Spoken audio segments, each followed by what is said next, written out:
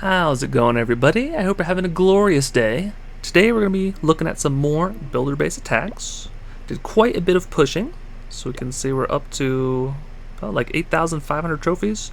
Still waiting to take a lot of defenses, but we are currently 518 in the world, and let's see here, globally in the United States we're actually up to number 62.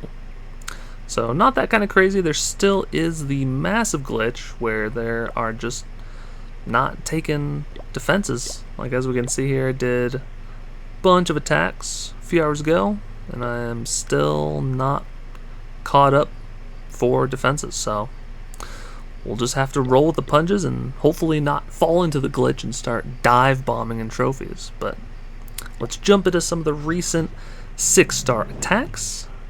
Been taking out a lot of the similar bases. A lot of the bases have also been maxed out or nearly maxed out, which is kind of cool. We're using powerful 3 baby dragon, 3 cannon cart strategy. The idea being that you have 2 baby dragons to take out a core defense that outranges the cannon carts, usually a multi-mortar or a lava launcher or the giant cannon. Take that out with 2 breath abilities, and then you have 1 extra baby dragon to take out an archer tower around the edge. And a lot of times you can send in 1 baby dragon to 1 archer tower, 1 baby dragon to another archer tower. They will converge into the core of the base, and both their breath abilities will take out the centralized defense. You have your battle chopper on the edge to ideally take out at least 1 archer tower or the multi-mortar.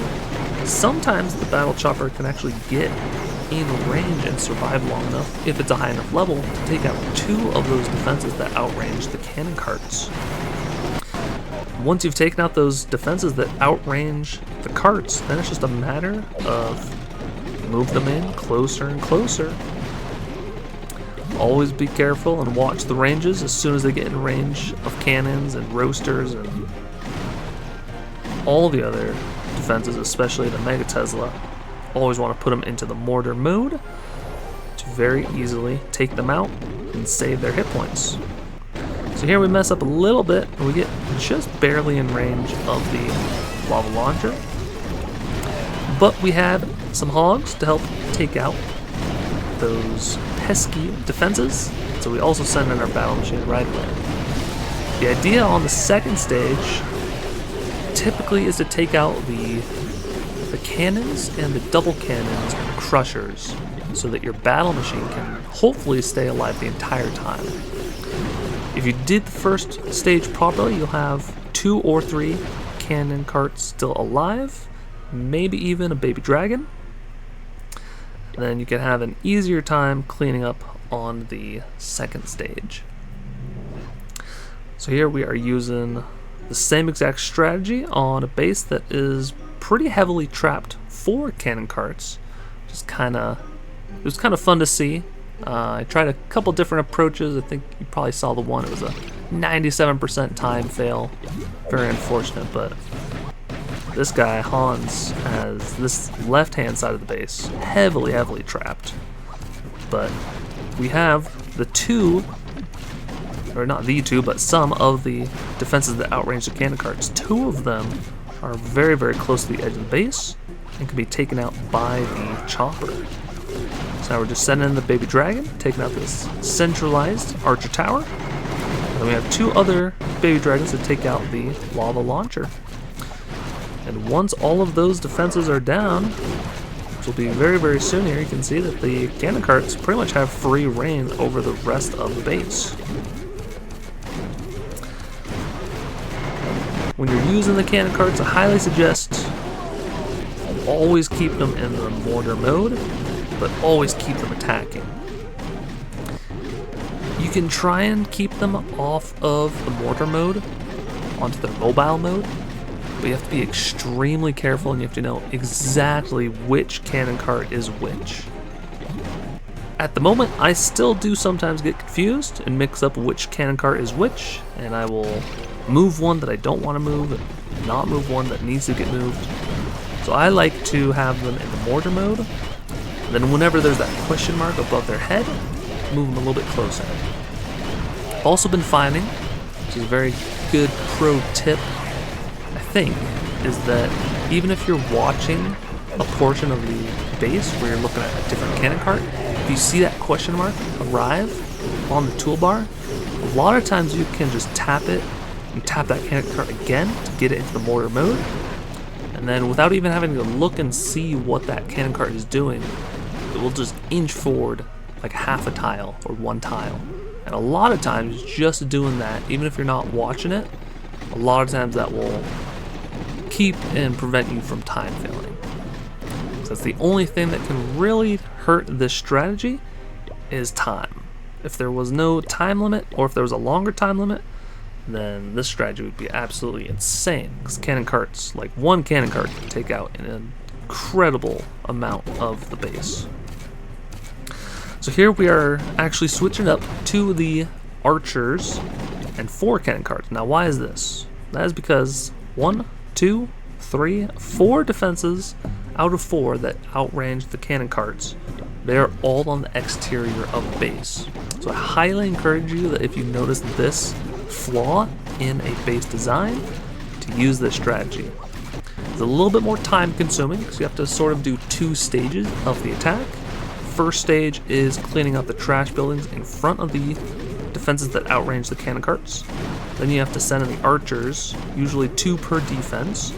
You have to wait for those archers to destroy the defenses, and then you can use the cannon carts to clean up the base. So it gets a lot closer on time. Definitely recommend focusing on 1 archer tower or 1 lava launcher or whatever you're looking at. First, get that section of the base taken care of, and then move in the cannon carts. Then move on to the next one. Make sure that next archer tower, usually the archer towers on the corners of the base, take out the next archer tower. Once it's destroyed or mostly destroyed, then send in the cannon cart. A lot of times, even if the archers get trapped or bombed or spring trapped, whatever the case is, a lot of times the cannons themselves can actually 1v1 a weakened archer tower. If there's no other defenses in their range on their normal travel mode, they can absolutely 1v1 an archer tower. And then if there are other defenses in range, their mortar mode typically wins. I think it's like the defense has like, if the archer tower has like 30-40% health remaining, the mortar will have enough hit points and enough shots to take it out. So here on the second stage, a good thing to bring are hog gliders if you have them maxed out. Recently just maxed mine out and have been really enjoying bringing at least 1 pack. Still love to bring the extra baby dragon to splash down, take out the zappies when the auto outpost is in the core of the base.